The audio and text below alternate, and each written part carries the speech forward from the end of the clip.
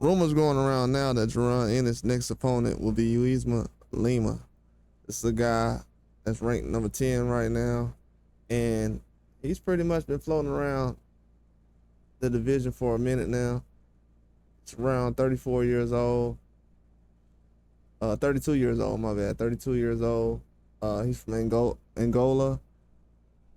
And he only has 1 loss, 14 wins, 10 knockouts. And, you know, he's fought. Only person who you probably know he's fought is Aaron McKenna. And he also fought Koopman at 54, if you know about him. That's a decent win. Lost to Aaron McKenna. McKenna is the guy who just beat Liam Smith recently on the Riyadh season card of Eubanks and Carter Ben. So this guy, he's been in the ring with somebody. So he is an opponent. Somebody that I look at that's gonna gauge as far as how far Bruce Ennis can go at that 154. Not really just to see how far, really. I'll just say to get his feet wet at 154. If he needs to, he needs to.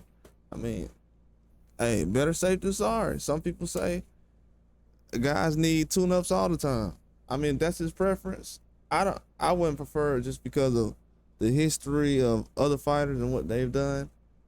But everybody's the same. Everybody's not the same. So he's going with this opponent, and this opponent is going to be able to see where he's at 54. Like I said, because if he wanted to go straight into a tough fight at 54, that would have been an option. He was open about it. He did, and he let it be known. But this guy right here, he's going to be decent. I will say that. Is he going to be somebody that they would consider dangerous? No, but I would think he's dangerous based on where he's at in his career and how many guys he's actually faced that give him a hard time. He's faced 3 different unbeaten opponents in his last 3 fights.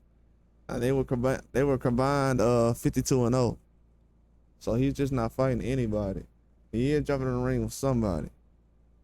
And you know, a lot of things were kind of highlighted. This guy was actually highlighted on Ring Magazine recently. So it's not something that is a surprise to me that he's popping up like this, because I figured that we were going to have a name that was nothing like the ones we have now. The names we're getting now are nothing like the names we were seeing before. So I'm not surprised by this guy actually being the next opponent for Jerron Bruce Ennis. They were saying Rashidi Ellis, Charles Conwell. People were talking like Charles Conwell's an easy fight. That was not gonna. Charles Conwell was visited last year for a price that he didn't want to accept because the value of it was low, especially to him. And at this time right now, they have the Lima fight. That is a guy who's, they would say, available. Maybe he met that price range. I don't know what the ins and outs of as far as the business. I know that this fight is going to engage and prepare Bruce Ennis for a Virgil Ortiz fight that will happen. I know that fight's going to happen. That fight will happen. No ifs and buts about it. That fight is going to happen. And this right here is what you would call the precursor to that fight. But that fight is going to happen most definitely. I will say this, going into the fight, based off of who fought who, you know that Virgil Ortiz is going to be more prepared. Just based off of who versus who. I mean, who's fought who already. Nobody can disagree with that. As far as who fought who, the preparation will lean towards him.